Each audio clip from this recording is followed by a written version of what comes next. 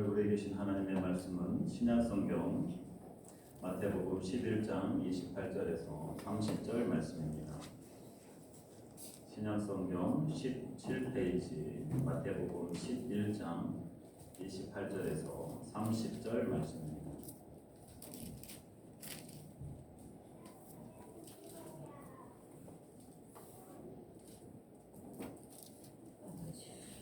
성경 말씀은 PPT로 나오지 않습니다.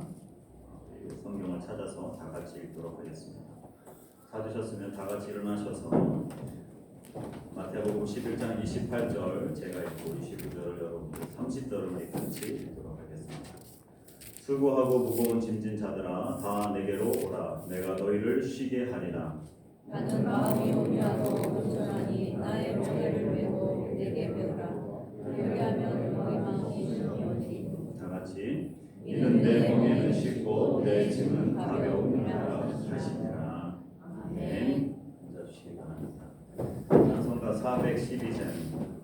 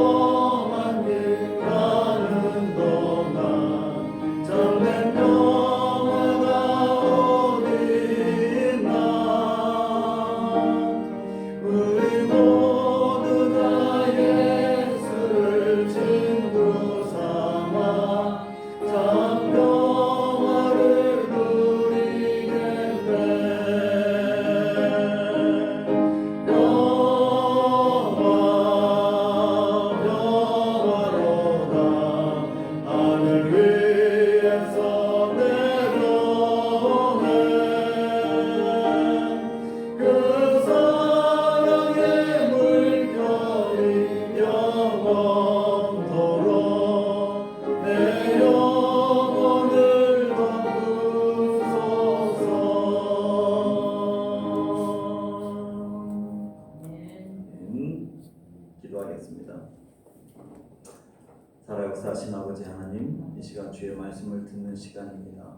우리의 모습 그대로 주님 앞에 나아싸우니 우리를 긍휼히 여겨주시고 우리에게 필요한 말씀을 더하여 주시옵소서.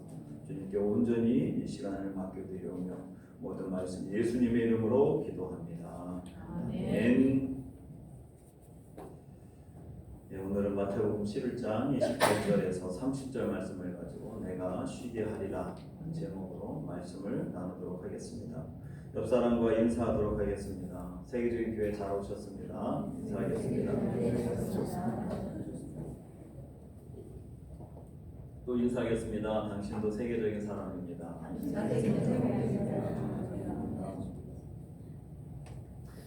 네, 한 주간 여러분들 어떻게 지내셨습니까? 오늘 설교는 일주일 동안 있었던 이야기들, 하나님께서 저희 가정 가운데 함께 해주셨던 일들을 중심으로 나누고 그 본문을 마지막 결론으로 해서 말씀을 나누도록 하겠습니다. 저는 지난 주일 예배 끝나고 나서 점심 식사 아내랑 또 공동교회에서 오신 우리 최강미 집사님 또 윤희연 또 집사님이랑 같이 음식을 또 준비해서 뒷부분에서는 아마 우리 공동교회 집사님 두 분이 정리하시고 아마 수고하셨을 거라고 믿습니다. 식사도 하지 못하고 가족들과 함께 2시 반 비행기여서 나하 공항으로 갔습니다. 간단하게 노선에서 오니기리 사서 먹고 또 일본 선교사 대회가 이번에 한국에서 처음으로 진행을 했기 때문에 또 임원이고 회계여서 하루 전날 또 들어가게 됐습니다. 친한 친구가 인천에서 목회를 하고 있어서 그 교회에 이제 차량을 교회 봉고차를 빌리게 되어 있어서 그 교회로 가게 됐는데 처음에는 이제 차만 빌리려고 했었는데 저녁 예배가 있으니까 저녁 예배 설교를 해달라고 가기 이틀 전 금요일 날 연락이 왔습니다. 그래서 공항에서부터 인천 그 교회까지 가야 되는데 시간이 7시 저녁 예배여서 7시 시간이 거의 다 돼가는 7시 시작했을 때쯤에 도착하게 됐습니다. 본당에서는 찬양 소리가 넘쳤고 저는 그냥 정신없이 공항에서도 도시락도 빌려야 와이파이 도시락도 빌려야 되고 또 산정현 교회가 놓고 간 캐리어가 또 있어서 당일 배송으로 택배로 보내고 또 공항에서부터 그 인천 교회까지 갔습니다. 거의 땀이 많이 나가지고 오키나와 가리요시로 갈아입고 또 저녁 예배 설교를 했습니다. 일찍 갔으면 아마 저녁 식사를 하고 설교를 했을 텐데 저녁 식사도 또 못하고 저녁에 주일 예배 저녁 예배로 설교를 했습니다. 8시 반 정도에 끝났고 8시 반 넘어서 식당을 가려고 하니 식당 근처에 식당들이 거의 다 문을 닫았고 그래서 유일하게 연 곳이 국수 가게였습니다. 그런데 제가 좋아하는 열무 김치국수를 시켜서 시원하고 맛있게 또 저녁 식사를 해결했습니다. 월요일부터는 수요일까지 일본 선교사들이 인천의 차이나타운 근처에 있는 하버 파크 호텔에 모여서 선교 대회를 진행했습니다. 이번에 주제는 행복한 선교사였고 또 중심교회에서 4년 동안이나 모든 경비를 지원해 주셔서 동경에서 또 나가사키에서 또 작년에는 시코쿠에 있는 하마마치에서 이번에는 인천에서 이번에 행사를 진행하게 되었습니다. 이 장소가 공교롭게도 우리 일본 선교사들에게는 뜻깊은 시간이었던 것이 장소 자체도 언더우드 아펜젤러가 1885년도 요코하마를 경유해서 인천에 도착했던 그 장소 바로 옆에 이 호텔이 있었습니다. 그래서 나중에 둘째 날에는 이 100주년 기념 선교 기념탑에 우리가 걸어가서 그곳에서 단체 사진을 찍기도 했습니다. 그 동상이 있는데 언더우드와 아펜젤러 그리고 아펜젤러 부인 이렇게 세 사람의 동상이 이 기념탑에는 있습니다. 근데 거기에 보면 성경책을 이렇게 들고 있는 게 있는데 그 성경책은 일본에서 이수정이라고 하는 분이 일본에서 세례를 받고 또 믿음이 들어가서 그분이 마가복음을 우리나라 말로 번역한 것을 이 한국에 처음으로 도착했던 선교사들이 그것을 들고 이곳에 들어왔다라고 하는 것을 동상으로 표현해주고 있었습니다. 개회 예배에서는 나고야 남부교회에서 사역하고 계신 전병훈 목사님이 일어나 먹으라는 제목으로 은혜로운 설교를 해주셨습니다. 지치고 힘들어 있는 일본 선교사들 그곳에 하나님께서 어떤 결과와 평가 그리고 어떤 열매를 하나님이 묻지 않으시고 일어나 먹으라라고 하는 하나님의 음성을 우리가 개회 예배 때 듣게 되었고 저녁 예배 집회에서는 중심교회 원로 목사님이신 박종순 목사님이 행복 조건이라고 하는 제목으로 말씀을 전해 주셨습니다. 행복은 하나님께서 주시는 것이다. 많은 사람들이 행복에 대해서 정의를 많이 가지고 있지만 진정한 행복은 하나님께서 주시는 것이며 또 자신이 선택한 것을 책임질 때 하나님이 기뻐하시고 본인도 행복해진다. 일본 선교사는 하나님이 보내신 것이 맞지만 일본 선교사는 자신이 선택한 것이다. 그러니까 중도에 힘들고 어렵다고 포기하지 말고 끝까지 완주하라 그렇게 설교를 하셨습니다. 본인도 중심교회에서 오랫동안 사역하시고 은퇴하시는 것을 이야기하시면서 잘하고 못하고가 중요한 것이 아니라 하나님이 맡겨진 곳에서 끝까지 완주하고 끝까지 그것을 사명을 감당하는 것 그것을 하나님이 기뻐하시고 그것이 진짜 행복한 선교사다 그렇게 말씀해 주셨습니다. 사실 이 설교 후에 일본 선교사님들 중에는 이제 건강이 좋지 않아서 여러 가지 힘든 상황들 때문에 이제는 그만 일본 선교를 접고 한국으로 들어가야 되겠다. 그렇게 마음속에서 갈등하고 있는 선교사님들이 계셨는데 이 설교를 듣고 다시 끝까지 완주해야 되겠다. 그렇게 간증하시는 선교사님들이 여러 명이나 있었습니다. 둘째 날은 충신교회 위임 목사님이신 이전호 목사님께서 이제 은퇴 2년 남으셨는데 본인이 지금까지 목회하면서 힘들었던 이야기들을 해주셨습니다. 본인이 병이 들어서 죽을 병이 걸려서 몇 년 동안 회복되어가는 그 과정을 설명해 주셨습니다.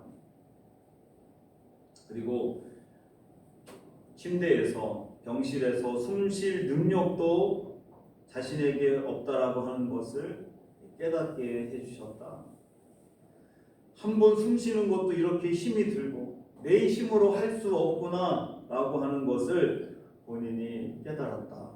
그래서 하나님의 은혜로 살아감을 경험하면서 지금까지 하나님의 은혜로 목회하고 있다. 이것을 간증해 주셨습니다. 본인의 어떤 아픔들을 다 이야기하시면서 간증하고 말씀을 전해 주실 때 많은 우리 선교사님들에게 감동과 눈물의 시간이었습니다. 점심에서는 조별로 한꺼번에 우리가 식사를 하려고 했더니 찬양팀들도 첫날에는 오셔가지고 100명이 중국집에 가서 식사를 하는데 참 인원이 이동하는 것도 문제고 식사하는 것도 돌아오는 것도 문제여서 둘째 날에는 점심을 조를 짜주어서 조별로 식사하고 차를 마실 수 있도록 했습니다.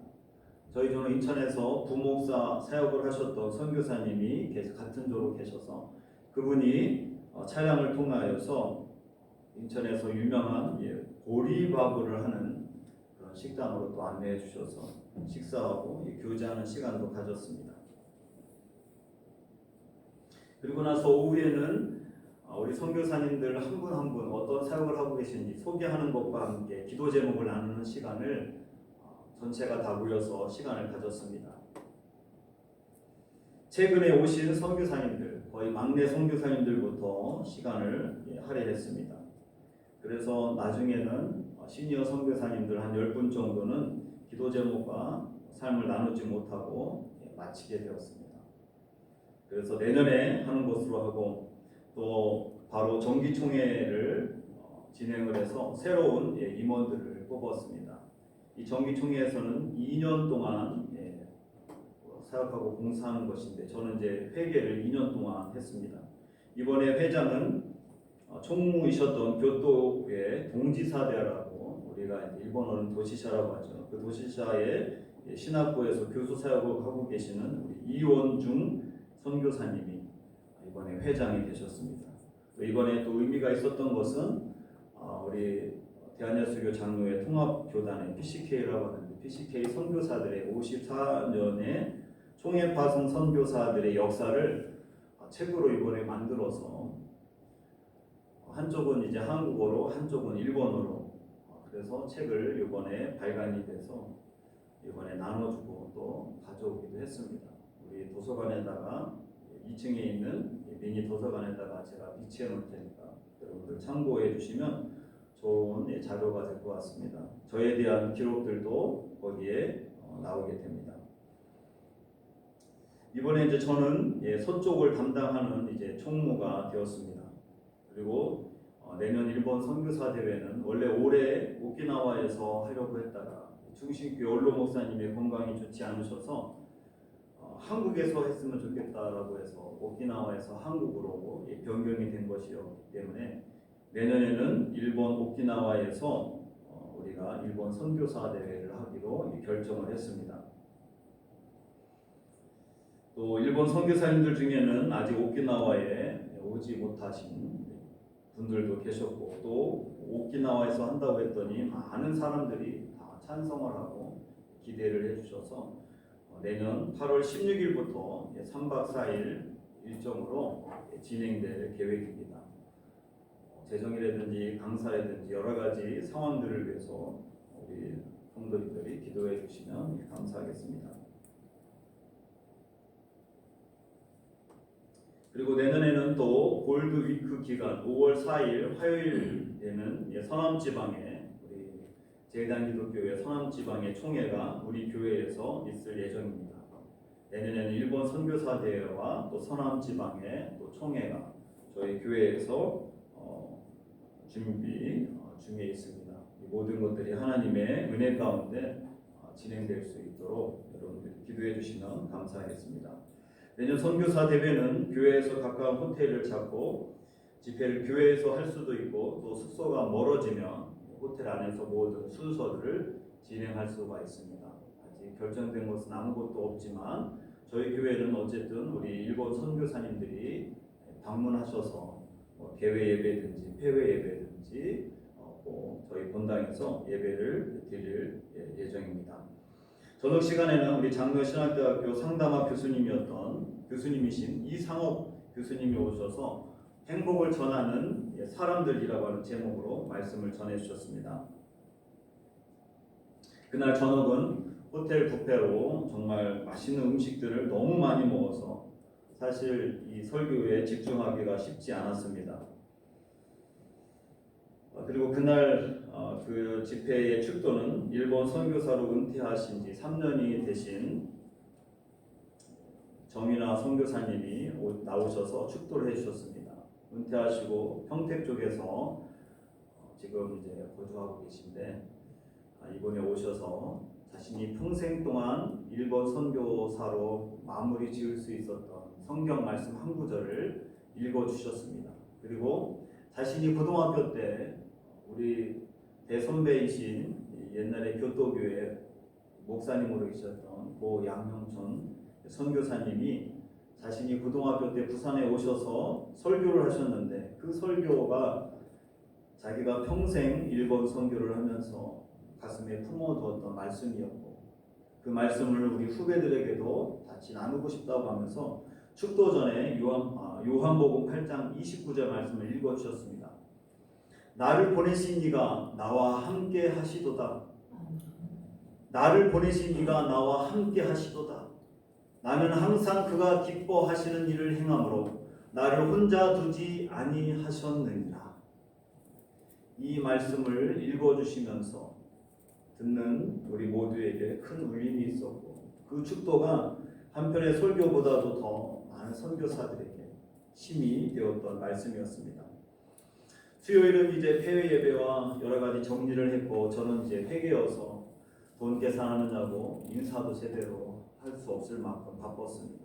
교통비와 식사비, 또 많은 분들에게 정산해서 나눠주는 일들을 또 해야 되고, 또 점심에는 오키나와에 여행 오셨던 인천교회 임태훈 집사님과 조경석 권사님이, 제가 이제 기억이 나는 것은 이 조경숙 권사님이 저희 처제랑 이름이 같아가지고 제가 너무 기억하기가 쉬웠습니다. 인천에 오면 꼭 식사를 자신들이 대접하겠다. 그러니 꼭 연락을 달라고 해서 제가 전에 오셨을 때 말씀을 드렸더니, 그러면 집회가 끝나고 나서 점심에 식사를 하자. 그래서 이분들이 일을 중간에 멈추시고 저희 숙소 근처에 있는 식당에 오셔서 같이 식사를 했습니다. 근데 이분들은 마치 자신들이 밥을 사주는 것이 자신의 사업인 것처럼 그렇게 저희 가족 6명을 극진하게 대접해 주셨습니다. 오키나와에 여행 오신 것밖에 안 되는데도 불구하고 이분들은 그렇게 기쁜 마음으로 섬겨주셨고, 그리고 또 오키나와 왔던 게 너무 좋아서 주일날을 끼고 꼭 오키나와 교회에 와서 예배를 드리고 식사를 해야 되겠다, 그렇게 이야기해 주셨습니다.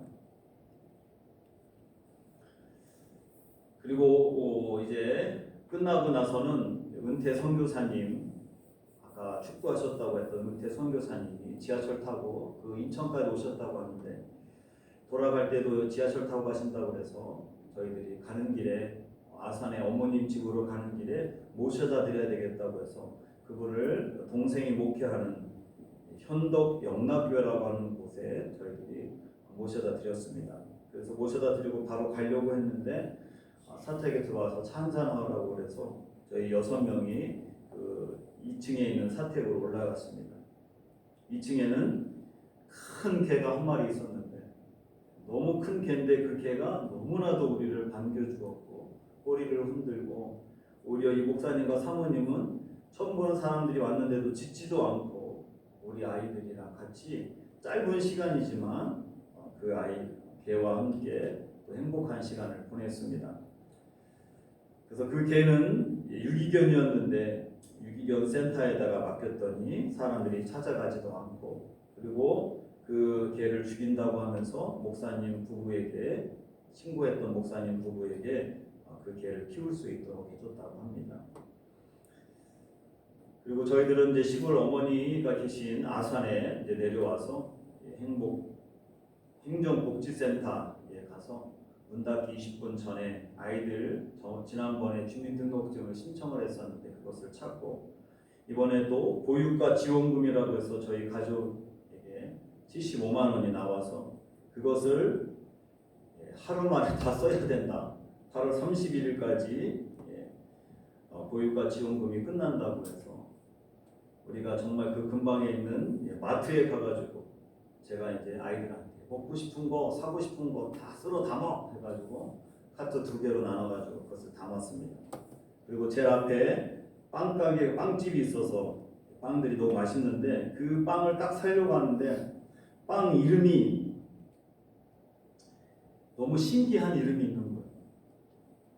국진이 빵도 있었지만 그 빵 이름이 오키나와 빵이라고 하는 빵이 있는 거예요. 제가 너무 신기해가지고, 아니 내가 오키나와에서 왔는데, 그래서 이 사장님한테 혹시 오키나와 여행을 하셨습니까? 그랬더니 아직 오키나와 여행을 못 해봤다는 거예요. 근데 어떻게 이렇게 오키나와 빵을 만들어서 판매하시냐고 했더니 오키나와에서 구입을 한 흑설탕으로 빵을 만들기 때문에 이름을 오키나와 빵이라고 했다. 그래서 제가 이제 이 보육과 지원금으로 결제가 가능하냐라고 물었더니 가능하다고 그래서 처음으로 보육과 지원금으로 빵을 결제를 했습니다. 그리고 나서 이제 한번 사용하는 법을 알았기 때문에 이제 신이 나서 정말 사고 싶은 것들을 다 사서 마트 그 카트에다가 담았습니다. 카트도 어찌나 큰지, 오키나와는 굉장히 조금해서 담기도 힘든데 한국의 카트는 정말 컸습니다. 저는 바로 과일 파는 곳에 가서 샤인 머스켓 2kg짜리 한 박스 2만 원도 되지 않았어요. 오키나와에서는 반 송이 같은 거가 거의 1,800원 정도 하는데 한 박스에 뭐 몇 송이가 들어있는데도 불구하고 2만 원밖에 되지 않았습니다. 그리고 제가 좋아하는 천도복숭아 자두를 사서 넣고 또 아내와 아이들은 필요한 것들을 구입하고 또 할머니 집에 필요한 거 빨래, 세제, 청소도구, 바디워시, 샴푸 등 잔뜩 카트에다가 담아서 그냥 계산대에서 아이들은 직원이 찍기만 하면 박스에 막 담았습니다. 담아서 마지막에 딱 결제를 하려고 하는데 보육과 지원금이 안 된다는 건 30몇만 원어치 그냥 여태까지 산 것 중에 평생 이렇게 많이 산 적이 없는데 막 잔뜩 다 담아놨는데 그래서 아니 이 빵가게에서는 됐는데 여기 왜 안 되냐 했더니 이 마트 안에서는 이 빵가게만 됩니다. 그래서 카드를 긁었습니다. 그래서 저희 할머니한테는 보육과 지원금으로 산 것으로 아무도 얘기하지 말라고 그렇게 얘기해서 어머니 집에 갖다 드렸습니다. 그래도 그 큰 카트 2개에다가 이것저것 원하는 거 그것을 담았을 때 그 행복감 아직도 기억합니다. 아산시에서만 사용할 수 있기 때문에 어머니 집에 있는 그 짧은 시간 동안 아이들은 그 다음날 화장품도 사고 아내는 주일에 입을 수 있는 원피스도 사고 이렇게 신나게 쇼핑을 할 수 있는 시간들을 하나님 허락해 주셨습니다. 마치 우리 가정에는 이 보육과 지원금이 선물처럼 느껴졌어요. 저와 나머지는 살 것도 없고 필요한 것도 없어서 시내 롯데리아에서 빙수 하나 시켜서 먹고 우리 집의 모든 여자분들 4명은 신이 나서 정말 보육과 지원금을 단 하루 만에 다 써버렸습니다. 그리고 나서 이제 저녁에는 인천으로 다시 올라와서 인천에 있는 아담체라고 하는 그런 시설에 저희들이 숙소가 정해져서 그곳에서 묵었습니다. 아담체는 우리나라에서 싱글 맘이 아이를 키우기도 하지만 싱글 파파가 아이를 키우는 그런 분들이 계십니다. 그래서 안양 인천교회가 교회 산하에 싱글 파파를 위하여서 복지재단을 만들어가지고 아빠가 혼자 아이를 키우는 그런 아빠들을 위한 시설을 마련해서 그곳에서 식사와 숙소를 제공하고 그들의 상담과 복지를 제공하는 그런 시설에 한 층이 게스트룸이 있어서 그곳에서 머물게 됐습니다. 그곳은 방이 4개나 있었고 그래서 우리 아이들이 얼마나 신이 나서 그 공간을 사용했는지 모릅니다. 방이 4개나 있고 화장실이 2개가 있고 층간소음도 걱정하지 않고 거실에서 춤도 추면서 시간을 보냈습니다. 그런데 문제는 이제 하룻밤밖에 사용을 하지 못한다는 것, 그게 너무나도 아쉬웠던 것이죠. 하루만 온전히 사용할 수 있고 그래서 아이들이 이런 곳에서 묵었으면 좋겠다, 이런 곳에서 살았으면 좋겠다 그런 말을 했습니다. 그래서 한국에 더 있고 싶고 오키나와 가고 싶지 않다 그렇게 말하는 우리 딸들도 있었습니다. 그런데 저는 이런 찬양이 생각이 났습니다. 죄 많은 이 세상은 내 집 아니네, 내 모든 보화는 저 하늘에 있네, 저 천국문을 열고 나를 부르네, 나는 이 세상에 정들 수 없도다. 오 주님 같은 친구 없도다. 저 천국 없으면 나 어떻게 하나, 저 천국문을 열고 나를 부르네, 나는 이 세상에 정들 수 없도다. 하루밖에 없는 그런 시간들, 그래서 더욱 그 시간들이 소중했고 그래서 먹고 싶었던 것 먹고 보고 싶은 것 보고 부르고 싶은 노래방에 가서 우리 아이들은 그 하루를 정말 신이 나게 시간을 보냈습니다. 그리고 그 다음날 새벽 6시에 일어나서 다시 오키나와 돌아와야 하기 때문에 빌린 차를 또 6시에 일어나서 7시 반에 출발해서 다시 그 교회 부목사님이 인천공항까지 저희들을 태워주셔서 인천공항에 와서 11시 비행기를 타고 그리고 오키나와에 한 2시 정도에 도착을 했습니다. 짐을 찾고 다시 돌아오는 길에 장로님이 교회 봉고차를 끌고 나오셔서 장로님도 식사를 못하신 상황에서 늦은 점심을 먹고 교회에 딱 도착하니까 짐 풀고 교회 도착하니까 5시가 되었어요. 5시인데 설교를 준비하려고 제목 그 아웃라인을 잡아놨는데 도저히 깨워서 뭔가를 할 수가 없는 상황이었어요. 어찌나 졸리고 피곤한지 그냥 일주일의 시간들이 어떻게 피곤이 겹쳤는지 설교 제목은 내가 쉬게 하리라라고 하는데 하나님 저도 쉬고 싶은데 설교 준비해야 됩니다. 하나님 오늘 본문이 쉬게 하리라.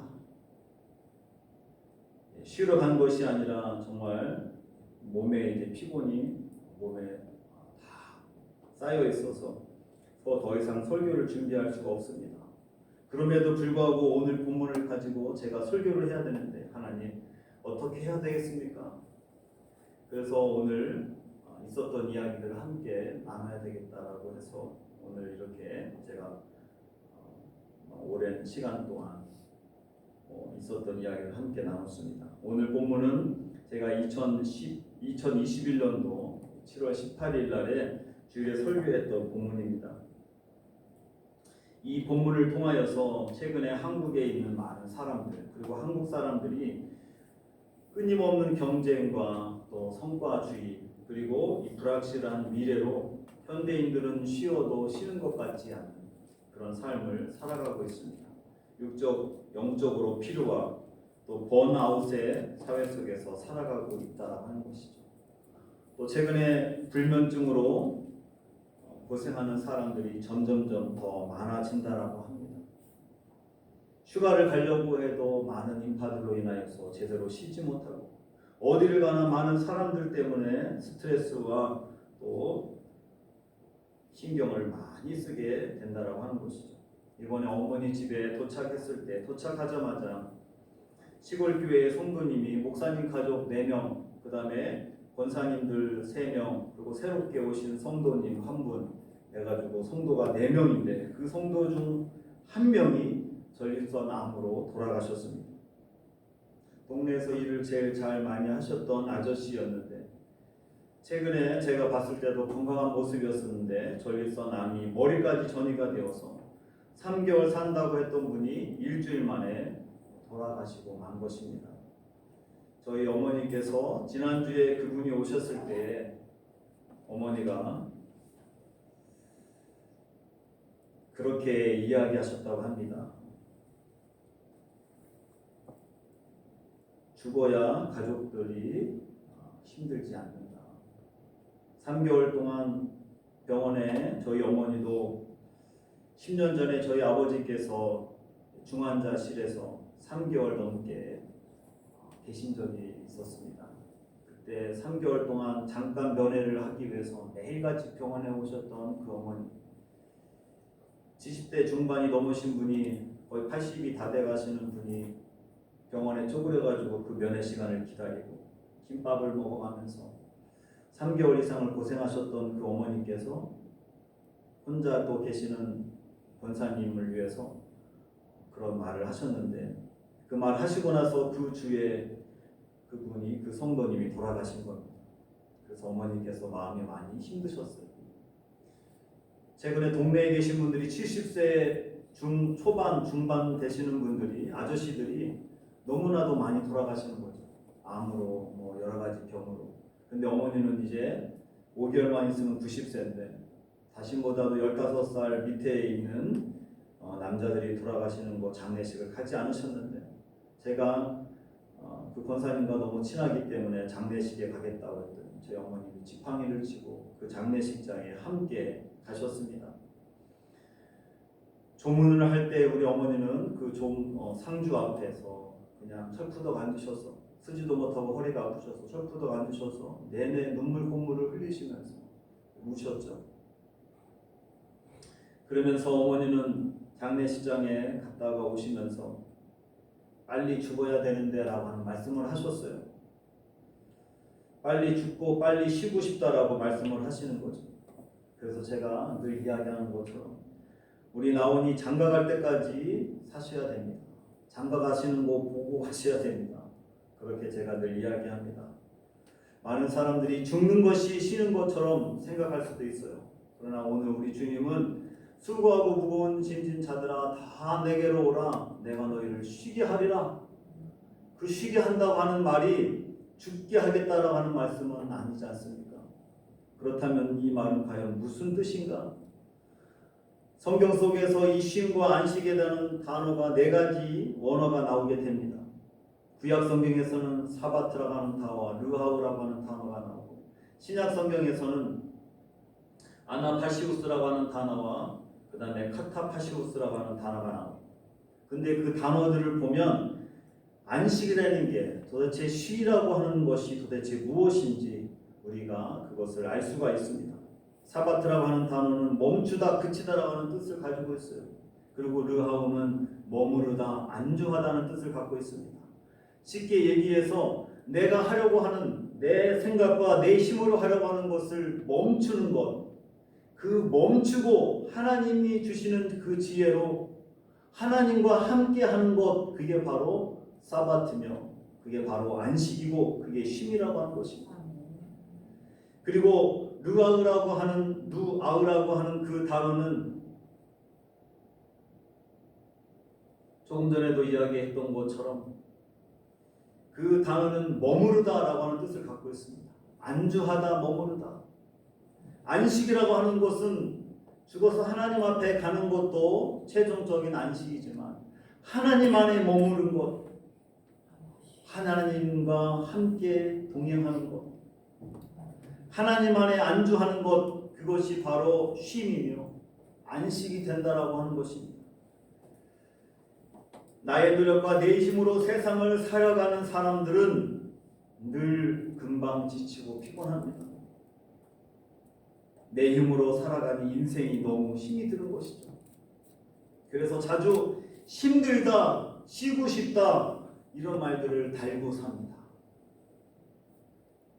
사바트라고 하는 단어처럼 내 노력과 내 힘으로 살아가는 것을 멈추고 그치는 데서부터 쉼이 시작되는 것입니다.